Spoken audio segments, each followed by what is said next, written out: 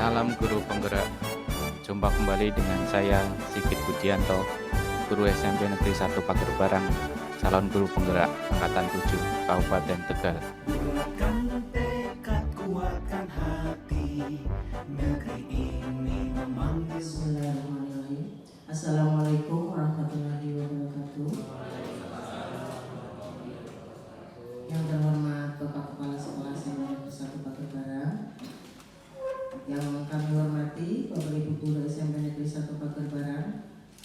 Alhamdulillahirabbil alamin wa bihi nasta'in wa ala umuri dunya waddin. Wassalatu wassalamu ala asrofil anbiya'i wal mursalin wa ala alihi washabihi ajmain, amma ba'du.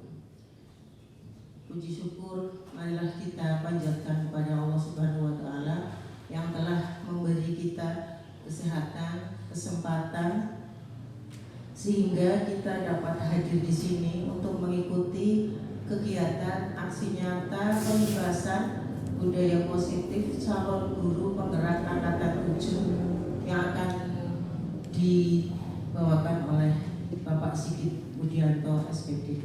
Salawat serta salam marilah kita limpah curahkan kepada Nabi besar, Nabi panutan kita, Nabi Muhammad SAW. Semoga kita semua mendapatkan syafaatnya di yaumil akhir. Untuk menyingkat acara hari ini adalah aksi nyata pengimbasan budaya positif calon guru penggerak angkatan 7 oleh Bapak Sigit Budianto SPD dengan susunan acara 1 pembukaan, 2 sambutan Bapak Kepala Sekolah, 3 acara inti, dan 4 penutup atau doa. Untuk menyingkat waktu, marilah acara ini kita buka dengan bacaan basmalah. Bismillahirrahmanirrahim. Semoga dengan bacaan basmalah tadi acara ini berjalan dengan lancar, aman, dan mendapatkan manfaat ilmu untuk kita semua. Pak Mamat bawa belati. Selamat menikmati. Pak Yoga minum jus alpukat. Semoga ilmunya bermanfaat.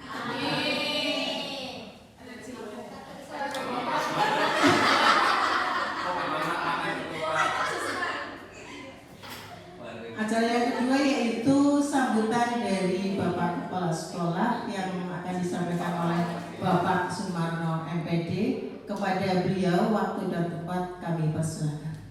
Assalamualaikum warahmatullahi wabarakatuh.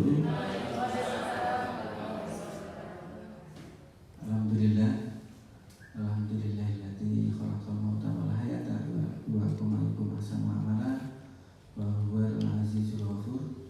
Asyhadu an la ilaha illallah wa asyhadu anna Muhammadan abduhu wa rasuluh.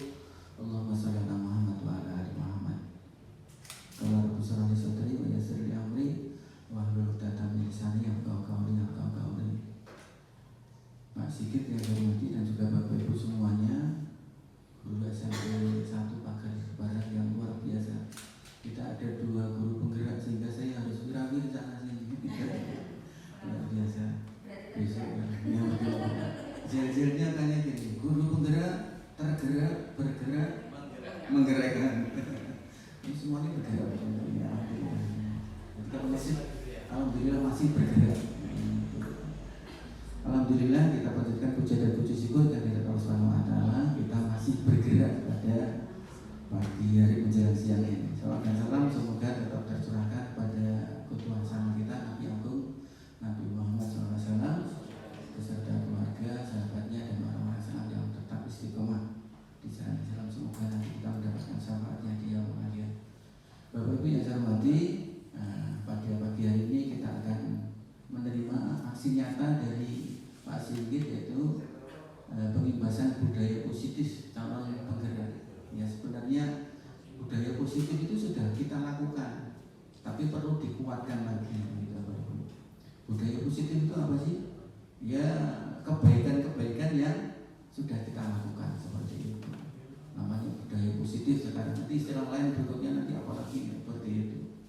Ya selamat Pak Sigit, selamat untuk menyampaikan materi budaya positif ini. Dan semoga saya nanti yang berikutnya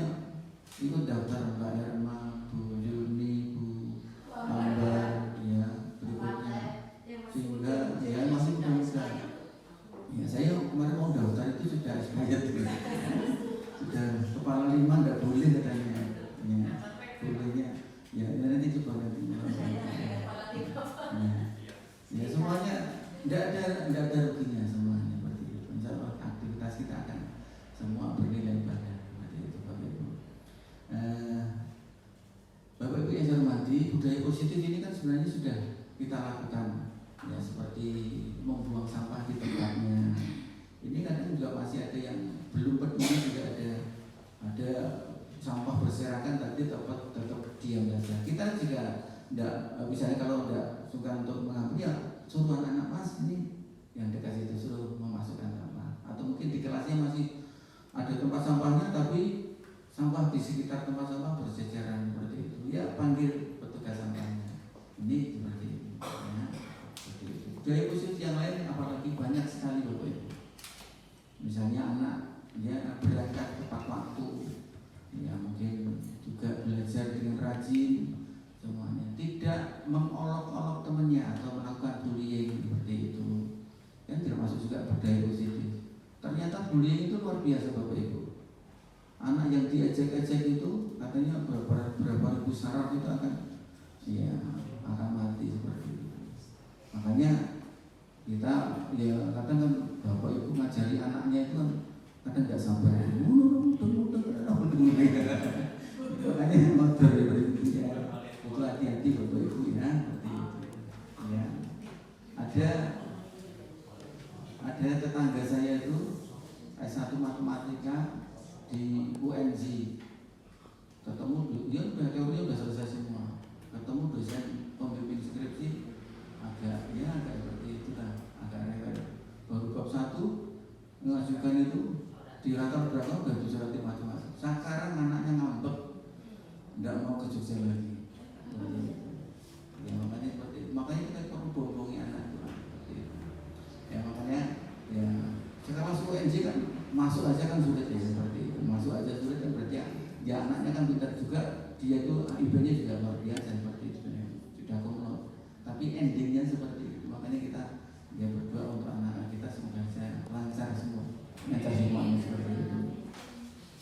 Bapak Ibu yang saya hormati, ya sebenarnya ini dalam Islam pun pengimbasan budaya positif ini kan banyak sekali.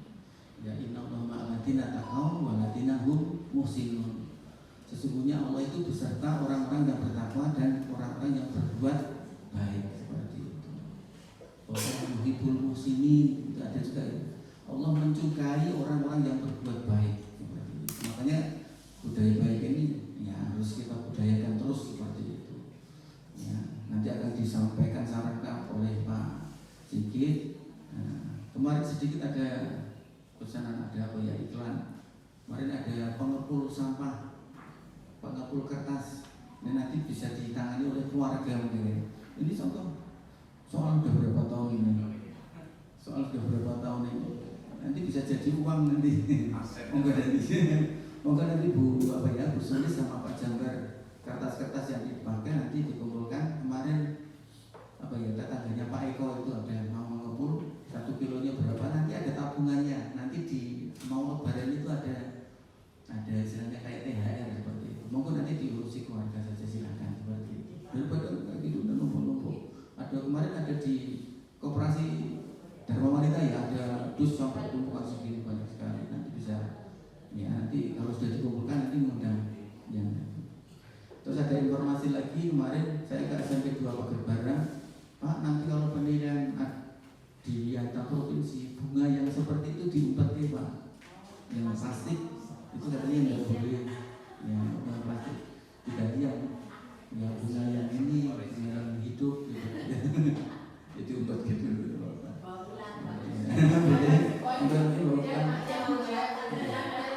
Yang mau silakan nanti ganti.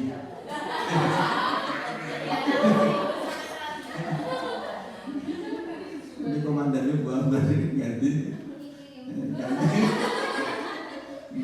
Gitu ya. Ya, itu aja. Selamat Pak Sigit. Insya Allah Bapak Ibu nanti ini katanya ada itu. Tadi saya lewat sudah disiapkan makan Bapak Ibu. Disiapkan oleh Mas R tadi. Terima kasih Pak Sigit dan Bu Rip ya. Kurang lebihnya. Kalau bisa aksi nyatanya tiap minggu ya saya. Nah nanti kalau dulu penggeraknya banyak,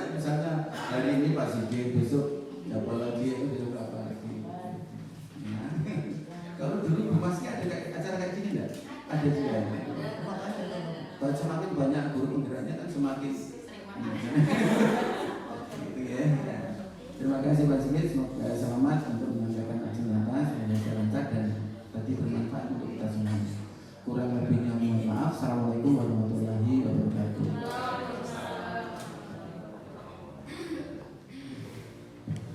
Terima kasih atas sambutan dari Bapak Kepala Sekolah.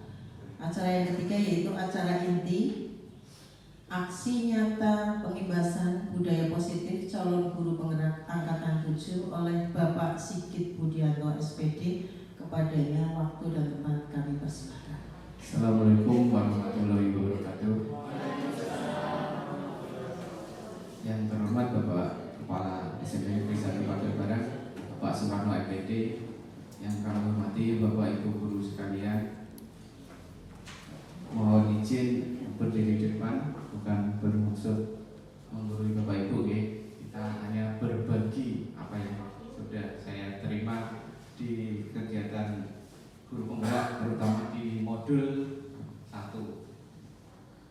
Bapak Ibu sekalian, mohon izin juga untuk Bu Maski ya, senior dari guru penggerak yang sudah hilang C-nya jadi guru penggerak. Nah, saya masih ada C-nya. Langsung saja kita ke materinya, yaitu tentang refleksi filosofis pendidikan oleh Ki Hajar Dewantoro dan budaya positif. Nah, itu yang akan kita sampaikan ke Bapak Ibu sekalian tentang apa itu filosofi pendidikan menurut Ki Hajar Dewantoro dan kemudian budaya positif. Pertama, tentang dasar-dasar pendidikan menurut Ki Hajar Dewantoro. Pendidikan itu diartikan sebagai tuntunan dalam hidup tumbuh kembangnya anak. Jadi maksud pendidikan di sini yaitu menuntun segala kodrat yang ada pada anak agar mereka dapat mencapai keselamatan dan kebahagiaan yang setinggi-tingginya, baik sebagai manusia maupun sebagai anggota masyarakat. Nah, itu pengertian dari pendidikan menurut Ki Hajar Dewantoro. Jadi maksud di sini dari filosofi Ki Hajar Dewantoro bahwa kita sebagai pendidik itu tidak bisa mengubah atau merubah kodrat anak yang sudah tertulis di sananya. Jadi kita hanya bersifat memberikan layanan. Jadi seperti halnya kalau anak itu kita ibaratkan sebagai padi atau biji padi. Sebagai kodratnya kalau biji padi itu ya nanti kalau ditanam pasti akan tumbuhnya menjadi padi. Biji jagung jika kita tanam nanti juga akan jadi jagung. Kita nggak akan bisa merubah biji padi itu kita tanam jadi jagung, atau sebaliknya biji jagung kita tanam nanti akan berubah jadi padi. Jadi pada dasarnya kodrat anak tidak bisa kita ubah. Yang bisa kita lakukan sebagai pendidik yaitu apa? Merawat bagaimana biji padi dan biji jagung itu bisa tumbuh dan berkembang menjadi padi yang lebat, yang buahnya banyak, jagung yang buahnya banyak. Dengan cara apa? Yaitu dengan cara menghilangkan gulma-gulmanya atau pengganggunya, kemudian memberikan pupuk, menyirami. Nah, itu kegiatan kita sebagai pendidik. Jadi dari zaman dulu Ki Hajar Dewantoro sudah menyebutkan seperti itu. Ya, sekarang oleh Menteri Pendidikan dibuka lagi. Ya, jadi sebenarnya sudah ada dari dulu. Kemudian untuk hidup tumbuhnya anak itu terletak di kecakapan kaum pendidik. Anak itu sebagai makhluk manusia dan benda hidup sehingga mereka hidup dan tumbuh menurut kodratnya sendiri. Ya, seperti yang tadi disebutkan bahwa kita sebagai pendidik hanya bisa merawat, ya, bisa menjaga anak, menjauhkan dari faktor-faktor yang bisa menghambat, yang bisa merusak perkembangan anak untuk menjadi yang lebih baik. Kemudian dasar perkembangan atau jiwa anak itu ada 3 teori. Teori yang paling pertama dulu adalah bahwa anak yang lahir di dunia itu diumpamakan seperti selai kertas putih yang belum pernah ditulis. Yaitu ahli teori zaman dulu. Ya. Anak itu seperti kertas putih. Jadi kita guru bisa menulis apa saja di kertas tersebut. Itu teori yang pertama. Ya, kemudian dibantahkan ya, karena anak sebenarnya sudah membawa kodratnya oleh Gajah Dewantara. Itu teori yang pertama. Teori yang kedua, anak itu lahir seperti sehelai kertas yang sudah ditulisi sepenuhnya. Jadi di sini kita sebagai pendidik hanya bisa menghilangkan hal-hal negatif saja. Kita hanya bisa menghalau hal-hal yang negatif saja. Itu teori yang kedua, teori negatif.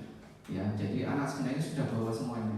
Kemudian teori yang ketiga ini yang oleh Gajah Dewantara, disepakati oleh Gajah Dewantara, yaitu sehelai kertas yang sudah ditulis penuh tetapi hanya berupa tulisan yang samar-samar, hanya guratan-guratan saja. Nah, ini yang dipakai oleh banyak ahli yang sekarang, termasuk Gajah Dewantara meyakini seperti itu. Jadi anak itu memang sudah ada kodratnya, sudah ada gurat-guratannya. Tapi kita sebagai pendidik, bagaimana kita menebalkan guratan itu, ya, menebalkan tulisan-tulisan itu. Tentu saja kita menebalkannya positif, guratan-guratan yang positif. Jelas di anak itu juga ada guratan-guratan negatif atau hal-hal yang negatif. Nah, itu yang harus kita hilangkan atau tidak kita tebalkan. Yang kita tebalkan adalah yang guratan-guratan yang positif. Ya, jadi di sini dari 3 teori yang selama ini diyakini oleh para peneliti, terutama dipakai oleh Gajah Dewantara, adalah yang teori yang ketiga, bahwa anak itu seperti kertas yang sudah ada guratannya. Tinggal bagaimana kita sebagai pendidik, pengajar menebalkan guratan tersebut. Tentu saja kita juga harus memilih guratan yang positif, bukan yang negatif yang ditebalkan.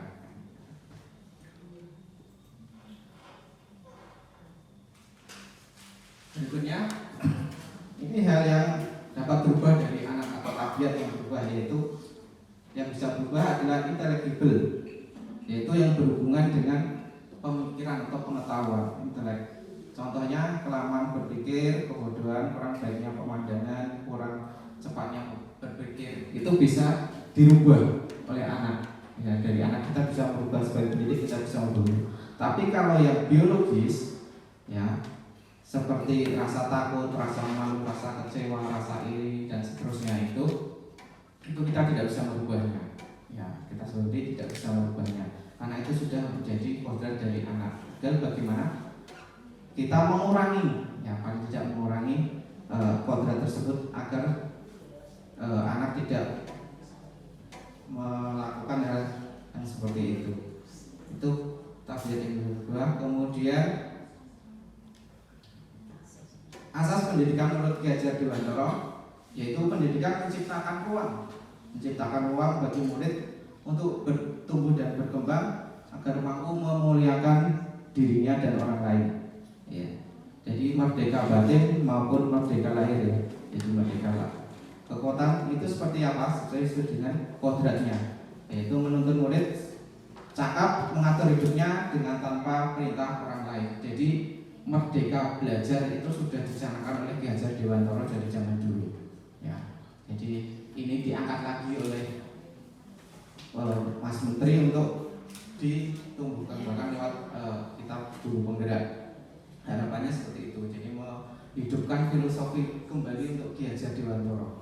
Ya, bagaimana menekankan budi pekerti, ya, mengajar sesuai dengan kodrat anak, kodrat alam maupun kodrat zaman. Jadi menurut Gajah Dewantara itu ada 2, kodrat alam dan kodrat zaman. Kemudian budi pekerti yang dipentingkan. Kemudian berikutnya dasar-dasar pendidikan yang menuntun. Pendidikan yaitu bertujuan atau memfasilitasi anak untuk tadi menebalkan garis yang sama-sama tadi, yang guratan-guratan tadi, agar menjadi manusia seutuhnya, ya, bukan kertas kosong yang tidak ada gambar atau gambar yang berisi keinginan hanya orang dewasa saja. Jadi tujuan dari pendidikan itu adalah menebalkan guratan-guratan positif yang ada di anak. Berikut, menurut Gajah Dewantara, dalam melakukan tujuan pendidikan itu kita harus memenuhi 2 kodrat ini, kodrat alam dan kodrat zaman. Kodrat alam itu apa? Kodrat alam itu sesuai dengan lingkungan anak. Ya. Jadi ketika kita melakukan pembelajaran, ya, sebisa mungkin sesuai dengan lingkungan sekitar. Ya. Anak seperti apa, perkembangannya, karakteristiknya seperti apa, itu sesuai dengan lingkungannya. Ya, konteks sosial, lokal, budaya ya setempat ya, tempat murid berada. Ya, berbentuk sifat dan bentuk lingkungan di mana anak berada. Kemudian kodrat zaman itu ya berarti sesuai dengan zamannya.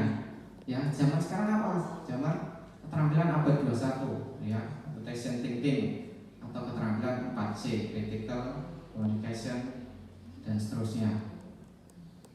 Jadi kita mengajar itu harus memenuhi itu. Jadi harus sesuai dengan lingkungan sekitar anak juga, sehingga anak berguna bagi lingkungannya. Kemudian juga sesuai dengan kodrat zaman, sesuai dengan perkembangan sekarang ini. Itu sudah dicanangkan oleh Ki Hajar Dewantara dari zaman dulu. Ya. Sudah ada pemikiran seperti itu.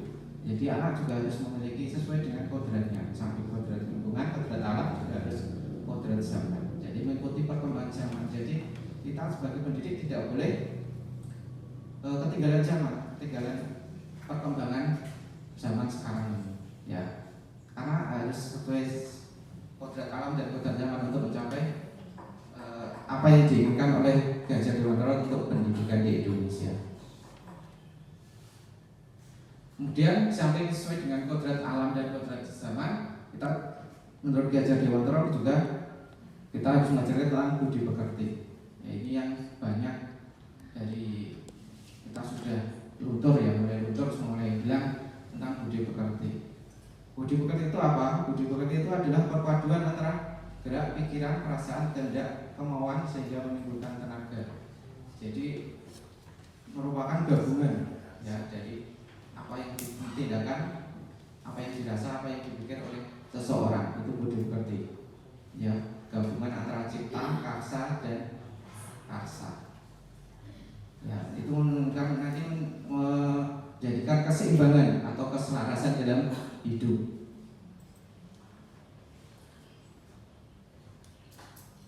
Berikutnya itu materi untuk filosofi Ki Hajar Dewantara. Kemudian berikutnya untuk disiplin positif dan nilai kebajikan atau nilai-nilai kebajikan universal.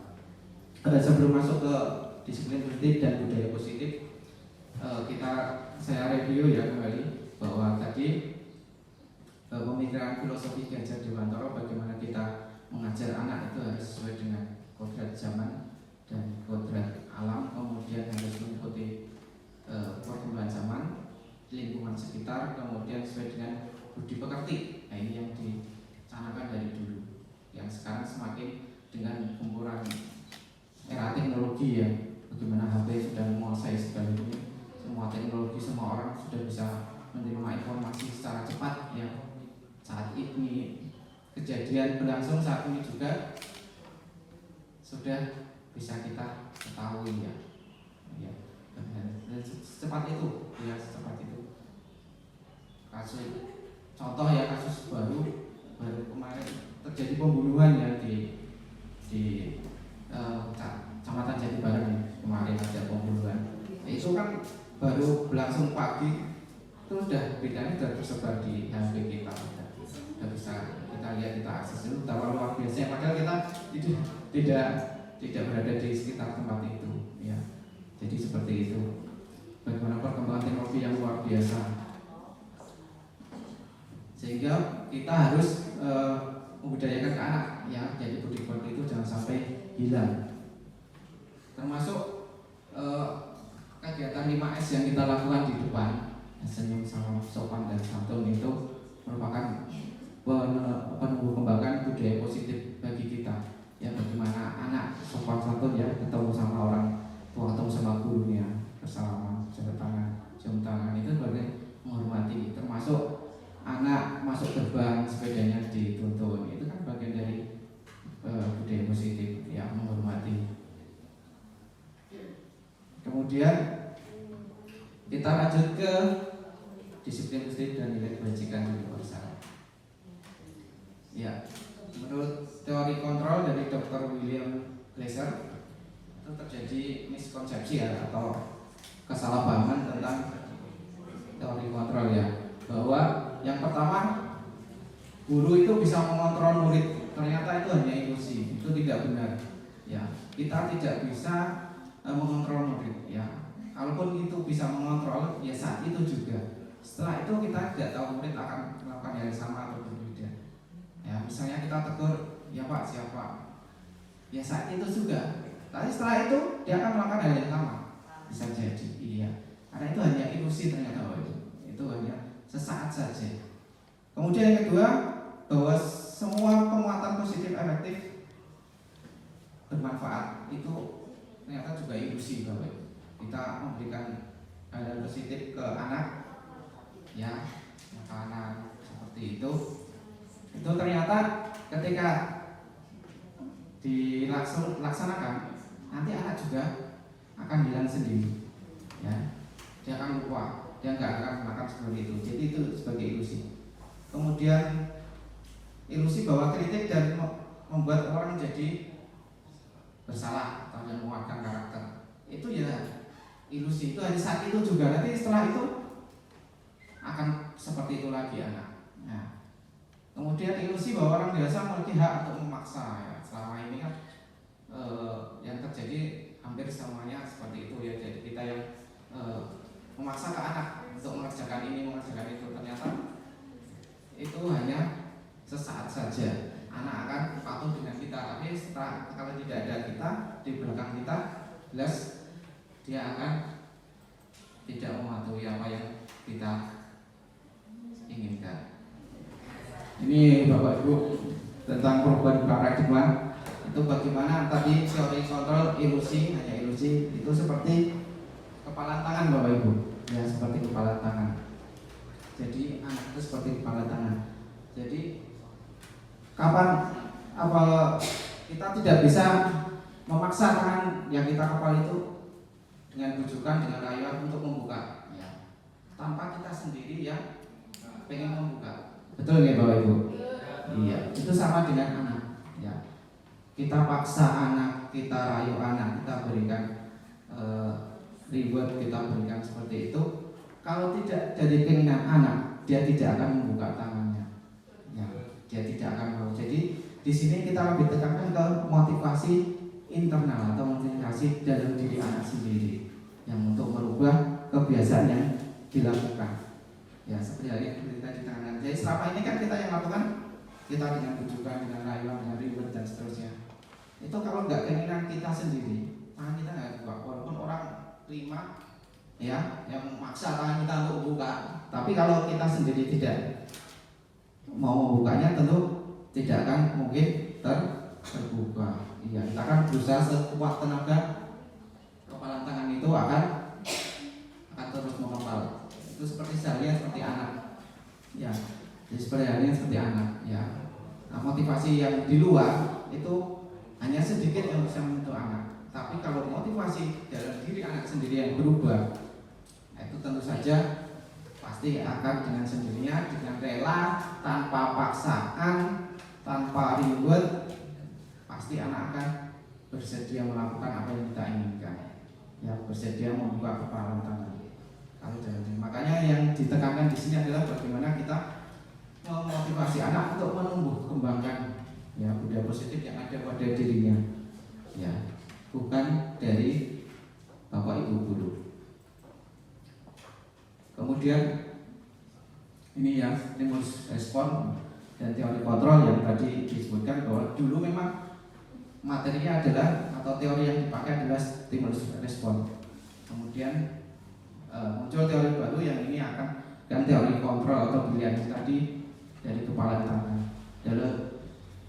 Contohnya itu kita mencoba membawa orang agar berpandangan sama dengan kita.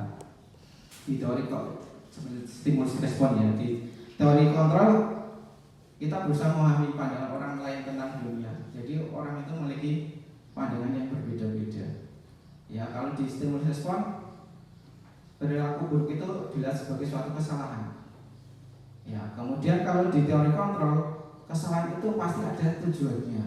Ya, kita harus menggali lagi. Ya, yang dilakukan kesalahan yang dilakukan anak itu harus gali lagi. Tujuannya untuk apa? Karena ada motivasi ya ada di dalam situ. Ya, nanti ada di belakang ada hubungannya dengan motivasi. Apakah dia motivasinya apa? Kasih sayang, berarti dia minta perhatian dari kita. Dia minta, jadi apa yang dilakukan dia rapi di kelas itu ada motivasinya sebenarnya, ada tujuannya. Ya, bisa jadi dia motivasinya kasih sayang, yang perlu perhatian dari kita. Atau motivasinya kekuasaan, ya dia merasa yang paling terkuat di kelas tersebut, ya itu bisa kita gali lagi, ya. Kemudian di teori stimulus respon kita bisa mengontrol orang lain, tapi di teori kontrol tadi seperti kepala tangan tidak bisa mengontrol orang lain. Jadi hanya diri kita sendiri aja yang bisa, ya. Diri anak saja yang bisa, orang lain tidak bisa. Kemudian di terakhir yang pertama yang paling penting yaitu kalau di stimulus respon itu modelnya menang kalah, ya. Kalau kita biasanya kan hukuman pasti jelas pemenangnya adalah yang memberi hukuman, yang kalah adalah yang menerima hukuman. Sedangkan di teori kontrol ada semuanya serba menang. Ya, makanya nanti di belakang ada namanya segitiga restribusi. Bagaimana membuat anak, memberikan anak tidak sebagai yang kalah, tapi dia juga ikut menang. Menang dalam hal apa? Menang dalam hal mengeluarkan apa yang jadi kebaikan-kebaikan yang ada dalam dirinya sendiri. Ini untuk disiplin positif dari William Nesser yang kita lewati saja.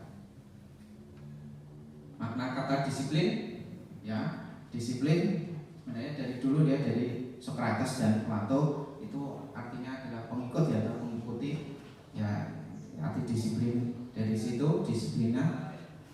Kemudian disadur menjadi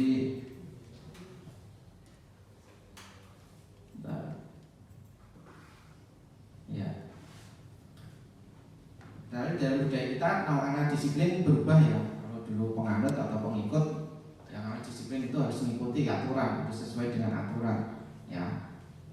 Yaitu menjadi berubah menjadi sesuatu yang dilakukan seseorang pada orang lain untuk mendapatkan kepatuhan. Kecenderungan umum adalah menghubungkan kata disiplin dengan ketidaknyamanan, bukan dengan apa yang kita hargai atau mencapai suatu tujuan mulia.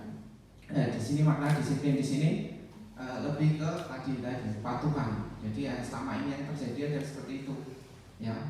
Kamu tidak disiplin berarti dianggap melanggar aturan. Nah, ini nilai-nilai kebijakan universal.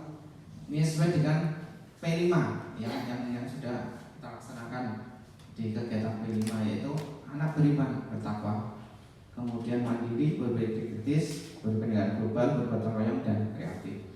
Ini sebenarnya adalah nilai-nilai kebijakan universal yang ada kemudian diimplementasikan di kurikulum Merdeka sebagai kegiatan atau P5, profil pelajar Pancasila, ya. Itu sebenarnya nilai-nilai yang sudah ada, sudah diyakini oleh semua orang, semua warga negara, semua negara, ya. Terutama yang di Indonesia itu ada berkepentingan global, itu yang dimasukkan nilai-nilainya. Kalau beriman jelas itu sesuai dengan agama masing-masing, mandiri, berpikir kritis, gotong royong, dan kreatif. Ya, ini tadi yang kita bicarakan, ya, teori motivasi perilaku manusia untuk menghindari ketidaknyamanan hukuman yang satu. Nah, itu motivasi eksternal dari luar. Jadi biasanya anak melanggar atau biasanya patuh terhadap aturan sekolah itu karena apa? Karena hanya biar tidak dihukum. Ya, motivasinya itu biasanya eksternal. Ya, biar tidak dihukum. Kemudian yang kedua, untuk mendapatkan imbalan, ya, biasanya ada reward, patuh taat, mau mengerjakan tugas dapat nilai bagus, ya. Itu adalah motivasi eksternal atau motivasi dari luar. Nah, kalau motivasi eksternal itu cepat hilang, ya, cepat tidak ada bekasnya. Karena apa? Karena sifatnya dari luar. Ya, ketika itu motivasinya hilang, ya, ketika misalnya kepatuhan, berarti ketika dia ada guru dia pasti akan melanggar. Kemudian ketika tidak ada imbalan, berarti dia tidak mau melakukan. Nah, itu nggak akan lama sifatnya. Kemudian tapi kalau motivasi internal atau tujuan dari disiplin positif itu keluar dari dirinya sendiri. Ya, bagaimana menghargai diri saya sendiri. Ya, saya melakukan ini karena saya ingin seperti ini, kebijakan kebajikan yang ada di diri saya sendiri. Ya, itu yang ingin kita kembangkan kepada para peserta didik. Ya, kemudian penghargaan, ternyata penghargaan itu kalau dulu menurut teori stimulus respon ya, itu penghargaan bisa menjadikan motivasi anak bertambah. Tapi kenyataannya di teori yang terbaru, teori kontrol, penghargaan itu malah bisa menurunkan kualitas. Ya, karena apa? Karena kalau nggak ada penghargaannya, asal-asalan mengerjakannya. Ya. Kemudian penghargaan bisa mematikan kreativitas. Ini bisa jadi mengerjakannya ketika ada dapat hadiah saja. Ketika nggak dapat hadiah, mengerjakannya sebisanya saja. Tidak muncul ide-ide yang. Kemudian penghargaan mengurangi motivasi intrinsik, jelas itu dalam dirinya tidak keluar. Karena apa? Karena hanya pengaruh dari luar saja, bukan dalam dirinya sendiri. Ya, jadi ketika nggak ada penghargaan, nggak ada reward, nggak ada hadiah, pasti dia malas melakukannya, tidak mau melakukan apa yang kita harapkan. Ini bentuk-bentuk apresiasi atau pengakuan ya, dilakukan bisa secara khusus, pribadi, atau semua murid bergantian dan secara konsisten atau fokus pada proses. Nah, ini contoh ya pengakuan atau apresiasinya. Kemarin saya perhatikan nilai kebajikannya, rasa empati besar sekali. Situasi pada saat menolong murid baru di kelas kita. Nah, ini nilai kebajikan contoh ya, contoh saja bahwa bagaimana kita menumbuhkan rasa tanggung jawab, rasa kepedulian ke anak dalam situasi kegiatan belajar mengajar. Ya, bagaimana kita biasa mengucapkan terima kasih atau menghargai apa yang sudah dilakukan oleh anak. Ya, ini contoh ya, ada hukuman dan konsekuensi. Kalau hukuman itu lebih cenderung seperti ini ya. Hukuman itu lebih ke membuat anak hal yang negatif. Sedangkan konsekuensi itu anak tahu dari apa yang dia lakukan ada konsekuensi, ada tindakan yang bisa dilakukan. Ini contohnya. Ya. Mencatat 100 kali dalam buku kalimat saya tidak akan terlambat karena terlambat sekolah. Itu sebagai hukuman. Ya, itu contoh hukuman. Lari mengelilingi lapangan basket 2 kali itu hukuman. Push up 15 kali itu hukuman. Ya, itu sebagai hukuman. Ya. Nah, kalau konsekuensi itu seperti menggantikan kertas tugas teman yang telah dicoret-coret, itu konsekuensi. Jadi ada di situ beda dengan hukuman. Kalau hukuman itu ke fisik, lebih banyaknya ke fisik, ya fisik atau fisik atau verbal. Sedangkan konsekuensi itu jadi sesuatu hal yang dia sudah tahu, ya sudah jadi keyakinannya. Menggantikan, membersihkan tumpuan air di meja terus ya. Kemudian ya, lari mengelilingi lapangan basket 2 kali karena terlambat 1 menit untuk pelajaran juga.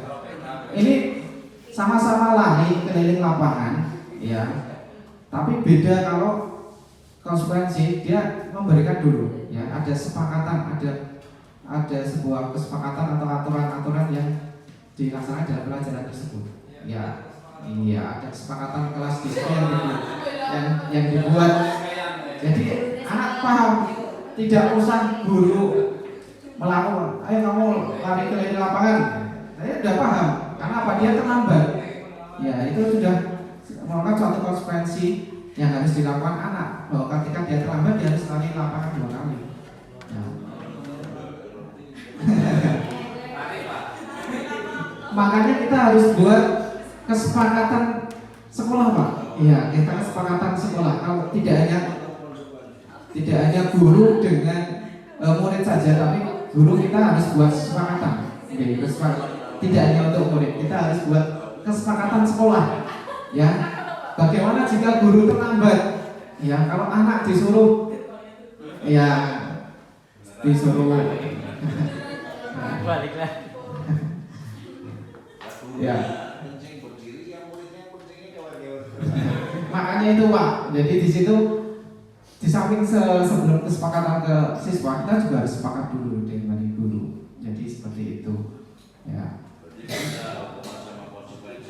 Iya, ada konsekuensinya. Ya, berarti kita harus buat kesepakatan konsekuensinya, ya. Jadi bukan hukuman, tapi sebagai konsekuensinya. Jadi kita buat kesepakatan dulu, ya. Itu harus kita sepakati dalam suatu forum. Kita tuliskan apa saja yang baik yang perlu kita lakukan di sebelah kita, ya. Kita sama seperti anaknya, apa yang baik di kelas ditulis. Nanti kita kelompokkan mana yang jadi satu, yang agak mirip-mirip nanti jadi sebagai kesepakatan kelas. Kalau kita juga Bapak Ibu guru sebagai kesepakatan sekolah. Jadi apa yang harus kita lakukan, ya.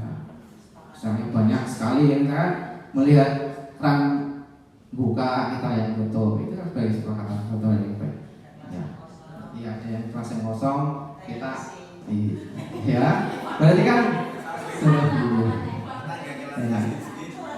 Nah, makanya dibuat kesepakatan Ibu di kelas. Jadi nanti kan kita sebagai guru tahu konsekuensinya. Jadi ketika kita mengajar kita di jam kosong atau tidak ada jam pelajarannya, kita tidak masuk, nah itu kan ada konsekuensinya apa ya?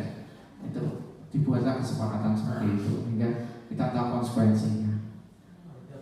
Ya itu sudah penyakit Pak, udah tabiat yang tidak bisa dirubah, ya kodrat, ya kodrat. Itu yang guratannya itu terlalu tebal, berarti guratannya yang dablek itu ya tebal harusnya. Harusnya dilaban ya Pak.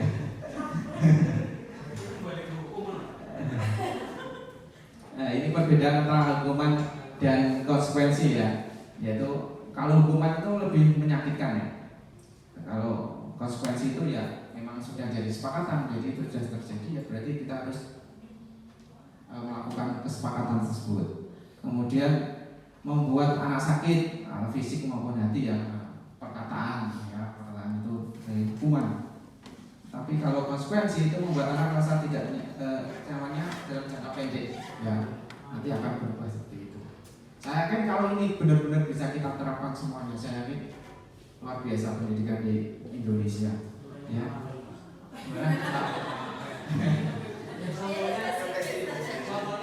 Mengerjakan tugas kan banyak gitu. Nah, itu misalnya konsekuensinya apa? Kita buat kesepakatan kelas, ya. Konsekuensinya ketika kita nggak mengerjakan tugas, kita berarti dia akan makanya dibangun dulu budaya positifnya, ya. Kesepakatan kelas. Jadi apa hal yang positif itu kita biar anak yang sendiri Pak, bukan kita yang memberikan. Ya, biar anak mengungkapkan sendiri, dia pengennya seperti apa. Itu yang keluar dari anak. Ya, karena kalau itu keluar dari anak, dia otomatis mau nggak mau dia akan menyepakati, dia akan setuju.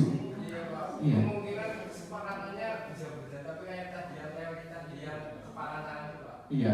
Kalau yang buka harus Kita sendiri. Iya, makanya ini budaya muslim itu harus dari anak, yang keluar dari anak. Anak itu keinginannya satu, gurunya sing kosong.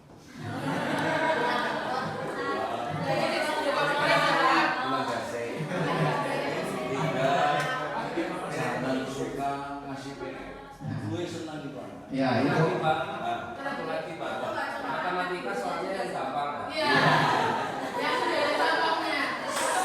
Saya yakin kalau kita melaksanakan budaya positif ini, kita buat kesepakatan di kelas, nanti akan timbul hal-hal atau roh yang positif dari anak. Saya yakin seperti itu, anak yang menginginkan sering kosong, tidak ada PR itu pasti akan hilang dengan sendirinya. Saya yakin itu. Ya. Kenapa? Karena mesti anak dia jadi pengen tahu, pengen ngerti, pengen menimba ilmu yang lebih banyak lagi. Karena apa? Karena kita membuat orang positif anak. Menampilkan situ, ya itu yang tantangan yang luar biasa yang harus kita lakukan ke anak, ya. Jadi harus kita biasakan, ya. Jadi hal-hal yang negatif yang selama ini kita jauh-jauh. Makanya sebenarnya itu tadi yang kembali ke kehidupan kodrat anak itu sudah ada goratannya. Nakal itu sebenarnya juga sudah ada di tulisannya. Tinggal bagaimana nakal itu tidak kita tebalkan, ya.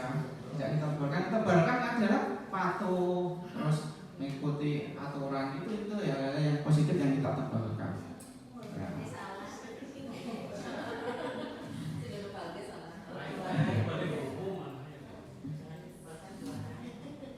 Ya, kemudian di sini kita kembali ke tadi setelah hukuman ya ada restitusi. Restitusi itu apa? Yaitu proses menciptakan kondisi bagi murid untuk memperbaiki kesalahan mereka.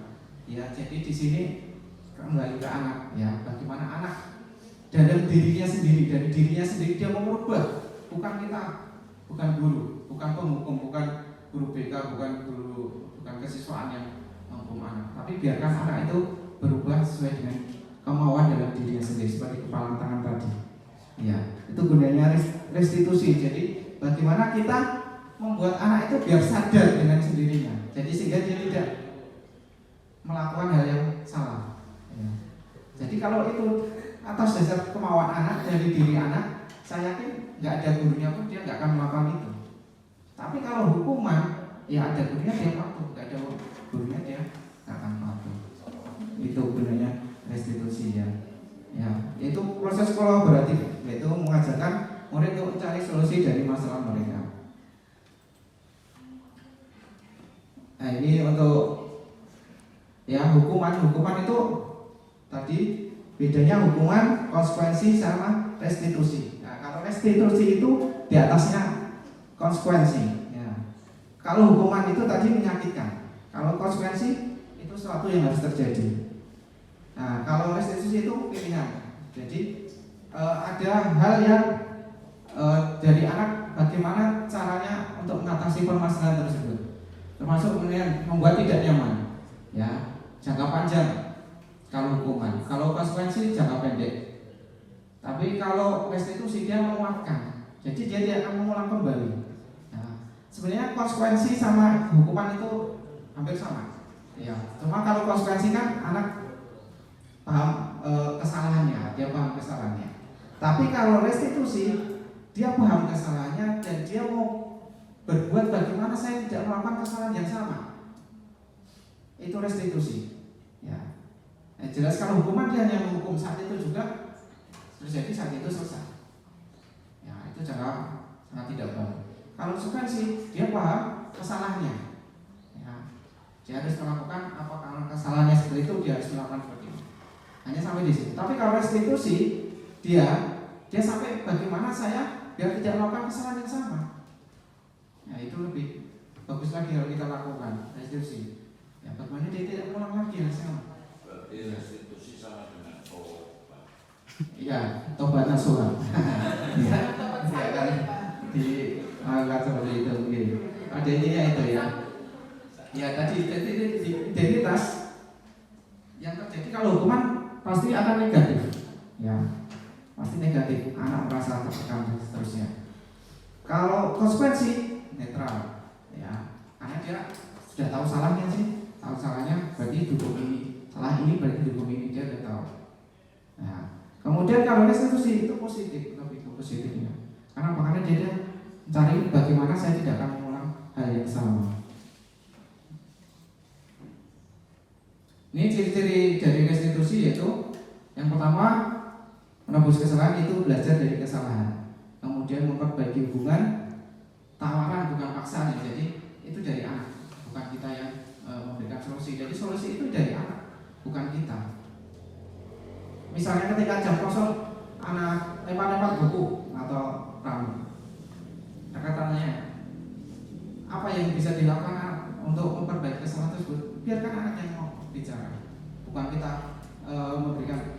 Kalau jamnya kosong yang ngajarkan tugas, itu hanya sebagai hukuman ataupun konsekuensi saja. Tapi kalau restitusi, tanya anak berpikir. Ya, berarti kalau jam kosong, berarti kamu nggak boleh seperti ini, berarti saya harus seperti ini Pak. Ya, berarti biarkan anak yang memberikan solusi untuk permasalahan dia sendiri. Ya, itu tujuannya seperti itu. Ya. Ini sebenarnya memang berat, tapi kalau dilakukan memang berat. Gimana Pak? Nanti kalau seperti itu guru BK akan bilang, aturan semua akan bilang, saya yakin itu.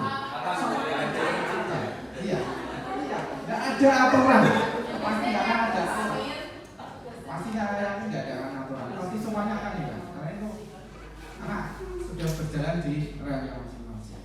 Ya, itu tujuannya ke depan seperti itu. Ya, karena sebenarnya hanya aturan itu ya dibuat untuk itu, akhirnya hukuman dan konsekuensi saja. Ini tadi nyambung ke tadi pembawaannya. Makanya mulai dari kelas dulu. Ya, kita buat peraturan kelas. Peraturan kelas itu hanya dari kelas. Ya, kalau peraturan kelas itu sifatnya tadi hukuman ya, peraturan kelas. Bagaimana peraturan kelas itu dibuat sebagai keyakinan kelas. Jadi hal-hal yang positif dari aturan-aturan tadi kita ambil, ya. Kita buat jadi sebuah keyakinan kelas, ya. Bahwa ketika jam kosong tidak boleh ramai, ketika gurunya belum datang harus nyari gurunya. Itu dibuatlah sebagai keyakinan kelas. Ini bagaimana kita, terutama yang Bapak Ibu wali kelas ini, bagaimana kita buatkan, coba dibuat sebuah keyakinan kelas, ya. Silakan anak menulis di selembar kertas, tempelkan di papan tulis apa yang budaya positif, apa yang baik yang bisa dilaksanakan untuk agar KBM bisa berjalan lancar atau biar kegiatan belajar mengajar bisa kondusif. Ya, nanti kan anak akan nulis dengan sendirinya. Nah, nanti kan kita pilih-pilih. Ya, makanya kalau itu yang nulis dari saya yakin pasti mereka akan sepakati semua. Ya.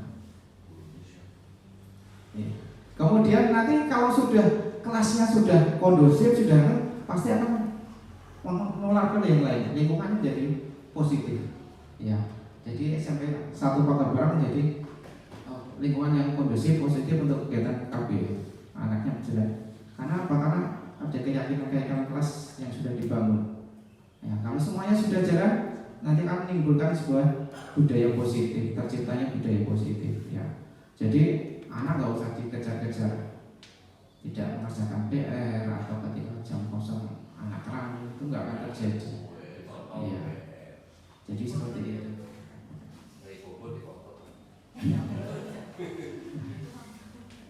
Ya, ini beberapa contoh kesepakatan kelas ya, tapi ini beberapa contoh semangat belajar. Ini cara membuat sebuah keyakinan kelas ya. Kita kelompokkan ya, ada berbagai. Kita lewati saja. Ya, ini peraturan ya. Ini bisa dikelompokkan. Ya, kalau peraturan, misalnya peraturan selalu mengembalikan buku ke tempatnya, kita buat sebagai keyakinan kelas tanggung jawab misalnya. Jadi di tanggung jawab bagaimana kalau kita meminjam harus mengembalikan. Itu dibuat sebagai keyakinan. Jadi bagaimana kita menunjukkan ke anak memiliki tanggung jawab. Kalau meminjam ya dikembalikan. Ya. Kemudian dilarang mengganggu orang lain atau membantu orang lain. Ini dibuat sebagai sebuah keyakinan. Hadir di sekolah 15 menit sebelum pembelajaran, itu peraturan. Ya, ini komitmen. Ya, sebutkan kalau di keyakinan kelas bagaimana komitmen anak, bagaimana kita bisa hadir tepat waktu ya di kelas. Kemudian dilarang melakukan kekerasan, ya, keselamatan, menghormati orang lain, ini dikelompok-kelompokkan, ya, ini sebuah itu untuk membuat sebuah keyakinan kelas. Ya, pada dasarnya ini yang mendasari anak bersikap itu berdasarkan kebutuhan dasar manusia ya. Ya, kalau zaman dulu, zaman IPS zaman dulu ya Pak, ya, primer, sekunder, tersier ya zaman dulu kebutuhan. Ya, itu sebenarnya kalau sekarang dikelompokkan jadi kebutuhan hidup itu untuk bertahan hidup. Ya, kalau zaman sekarang jadi kebutuhannya tidak ke kebutuhan-kebutuhan itu dimasukkan ke kebutuhan bertahan hidup. Ternyata ada apa? Ternyata ada kebutuhan yang lain di situ. Ada kebutuhan tentang kasih sayang dan rasa diterima. Ya, di situ seperti tadi. Ya, mungkin anak itu kurang kasih sayang sehingga dia ramai, dia minta perhatian dari gurunya, minta perhatian dari kita. Nah, itu banyak hal. Jadi bagaimana anak melakukan kesalahan itu kita bisa ambil dari situ. Bagaimana cara melaksanakannya. Penguasaan. Nah, misalnya dia menjadi yang paling ditakuti di kelas tersebut. Ya, dia ingin saya dianggap saya yang paling hebat, paling pintar di kelas. Itu bukan kebutuhan dasar penguasaan. Ya. Kemudian kesenangan, ada yang memang dia pengennya hobinya ganggu temennya atau jadi temennya, itu kan sebenarnya kebutuhan akan kesenangan. Ya, dia senang, bangga. Bahkan ada ya anak kita yang melakukan kesalahan pun senang. Karena itu kebutuhan sebenarnya, kebutuhan kesenangan. Ya. Itu kesenangannya yang tidak baik yang dilakukan. Kemudian yang berikutnya adalah kebebasan seperti tadi, nggak mau ada PR, kemudian pulang cepat itu kan bebas ya, itu kebutuhan. Jadi pada dasarnya itu hal-hal yang melatar belakangi atau memotivasi seseorang untuk melakukan sesuatu ya. Nah, kemudian ini 5 posisi kontrol ya. Bagaimana kita membuat ke anak itu ada 5 posisi. Seperti pertama, penghukum ya, tadi menghardik, memberikan kata-kata, menunjuk-nunjuk dan seterusnya ya, menyindir. Itu kita sebagai penghukum ternyata Bapak Ibu. Nah, menurut Bapak Ibu, kita ada di mana? Pembuat rasa bersalah. Itu kita merasa anak menjadi tidak berguna sebenarnya, tidak berguna, kesalahannya, menyebabkan kegagalannya, berbohong. Ya. Sebagai teman itu seperti teman sendiri ya. Jadi seperti anak itu sebagai teman kita, itu posisi teman. Pemantau itu berarti dia punya data, ya. Berarti kamu kemarin melakukan kesalahan ini, sekarang melakukan kesalahan ini, itu sebagai pemantau. Ya. Kemudian yang paling bagus adalah kita sebagai manajer, ya. Jadi di situ apa yang kita menguatkan ke anak, jadi menemukan solusi apa yang mereka. Jadi menurut Bapak Ibu sekarang banyak Bapak Ibu yang ada di posisi mana? Manajer ya. Sudah luar biasa. Ya, sudah luar biasa. Kalau Bapak Ibu sebagai manajer berarti Bapak Ibu sudah melaksanakan restitusi, ya, melakukan budaya positif, sudah melaksanakan restitusi. Ya. Kita memang harapannya kita sebagai seorang manajer, ya.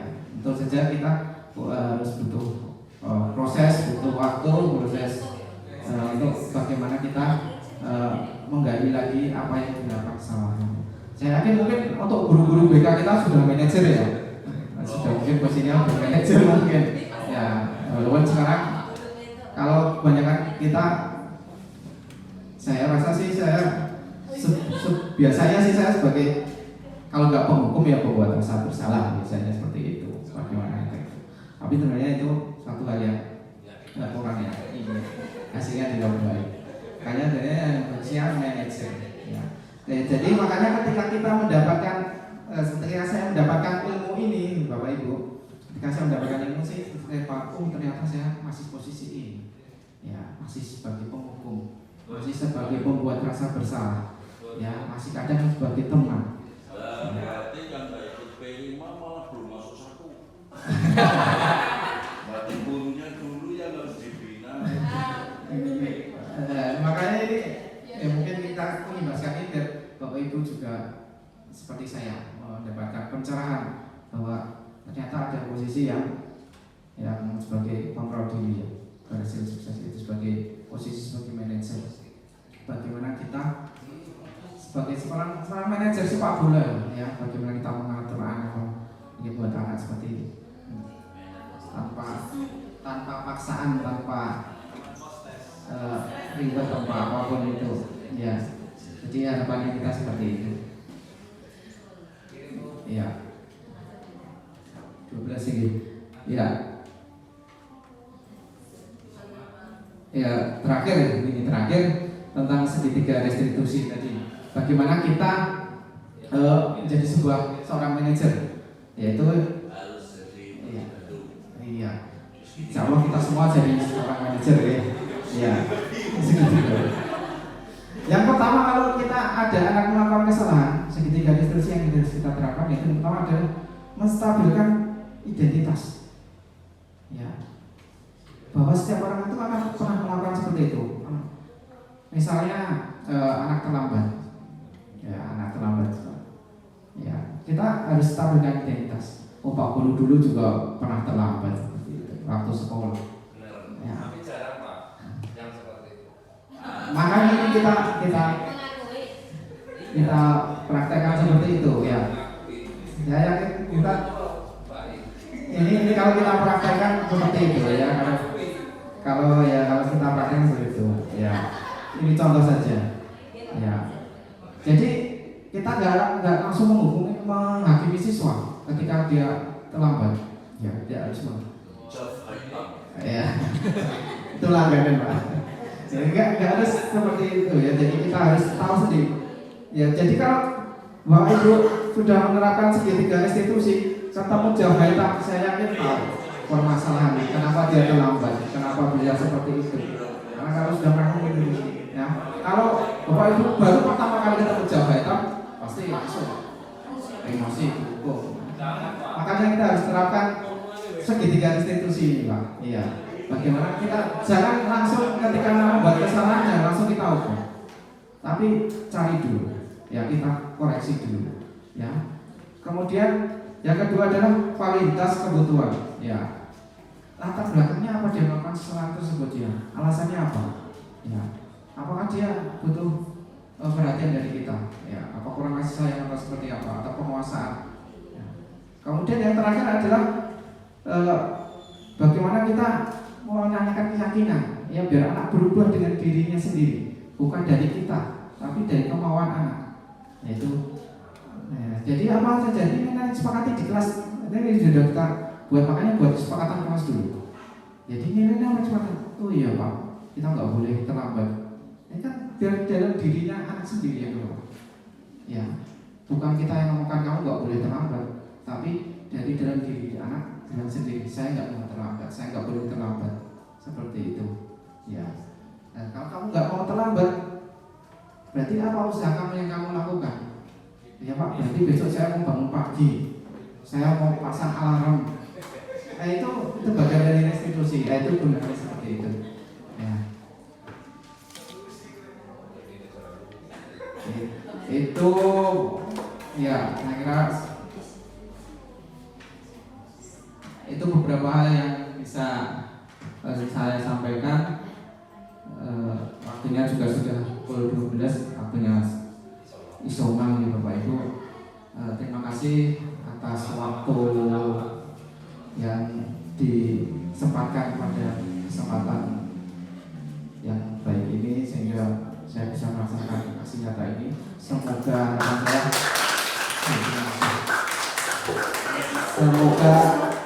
harapan saya kita semua bisa jadi seorang manajer gitu, bisa menerapkan budaya positif yang ada di sekolah kita, sehingga terbentuknya lingkungan yang positif di SMP 1 Pagerbaran. Ya.